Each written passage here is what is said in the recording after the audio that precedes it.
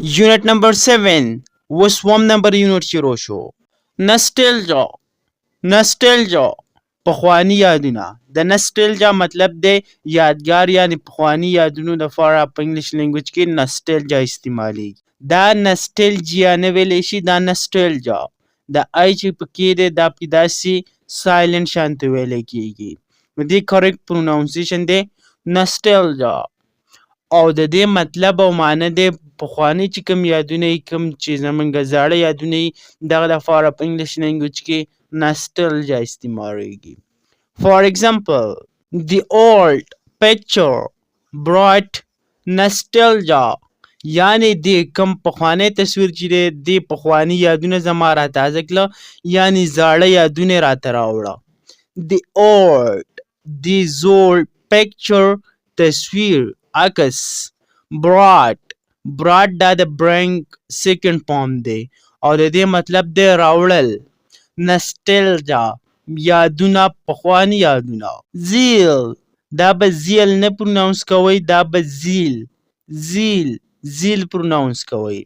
او د دې معنی ده جوش، ولوله، مینه، سرګرمي. یعنی ستا چې د یو کار کولو سره کم شوق دی، کم مینه ده، کم ولوله ده، دغه دپاره په انګلیش لینګویج کې زیل استعمالیږي. For example, she has a zeal for learning English. She has a zeal for learning English. یعنی هغې د انګلیش د زده کړې سره یوه مینه ده، یو شوق دی، یوه جوش دی، یعنی هغه انګلیش زده کول ډېر خوښ دی، ډېر شوق ورسره لري. He has a zeal for learning English. کله چې موږ هی راولو نو د دې مطلب دا دی چې هغه د انګلیش لینګویج د زده کولو سره ډېر شوق دی، ډېره مینه ده. او کله چې شي راولو د دې مطلب دا دی چې هغې د انګلیش لینګویج سره ډېر شوق دی، ډېره مینه ده. gravel G-R-A-V-E-L gravel د دې کریکټ پروناونسیشن دی gravel. او د gravel معنی او مطلب دی واړه کاڼي. یعنی د دې روډونو مخ ته چې کوم واړه کاڼي پراته وي یا نور دغه شانتې واړه کوم پیبلز چې وي دغه ته gravel وایي. For example, the road is covered with gravel. The road is covered with gravel. یعنی دا روډ چې کوم دی دا د وړو کاڼو نه سم ډک و، سم یې کور کړی و. The road دا سړک is دی covered مطلب دی کور شوی with gravel د دې وړو کاڼو نه. یعنی دا سړک د دې وړو تیږو نه، د کاڼو نه، د ګټو نه ډېر ډک شوی دی.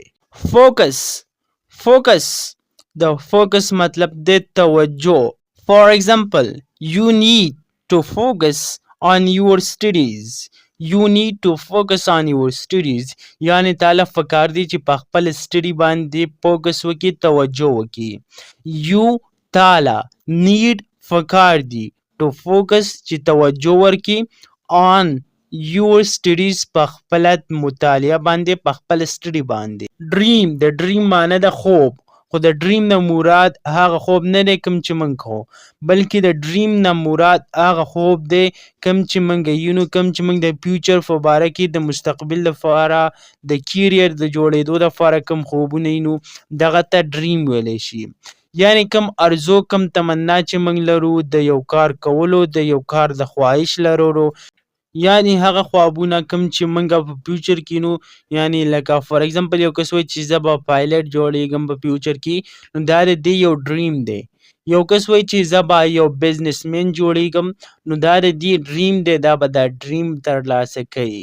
نو د ډریم مطلب دی ارزو، تمنا، د یو کار، د یو چیز ارزو کول، تمنا کول، دغه ته ډریم وایي. For example, my dream is to travel the world. My dream is to travel the world. یعنی زما ارزو، زما خواب دا دی چې زه په ټوله دنیا کې سفر وکړم، یعنی زه ټوله دنیا وګورم. My dream زما خواب is دا دی یا دی to travel چې سفر وکړم، وګورم the world دنیا. diligent معنی ده محنتي. For example, he is a diligent student. هغه یو مهنتي student دی. He is هغه دی. A یو diligent مهنتي student طالب العلم. happiness happiness د happiness مطلب دی خوشحالي. For example, money can't buy happiness یعنی پیسې خوشحالي نشي راوړی، پیسې خوشحالي نشي اخیستی. money پیسې روپۍ. cannot can't دا د cannot short form دی، نشي buy اخیستی happiness خوشحالي. journey د journey مطلب دی سفر کول یا سفر. For example, life is a journey not a destination. life is a journey not a destination یعنی ژوند دا یو سفر دی، دا یو مقصد یو منزل زمونږ نه دی. life is a journey not a destination. knowledge مطلب دی علم پوها. For example, knowledge is power. knowledge is power علم دولت دی، علم طاقت دی. knowledge علم پوها is power دا طاقت دی، دا قوت دی. patience حوصله صبر. For example, you need patience to learn a new language.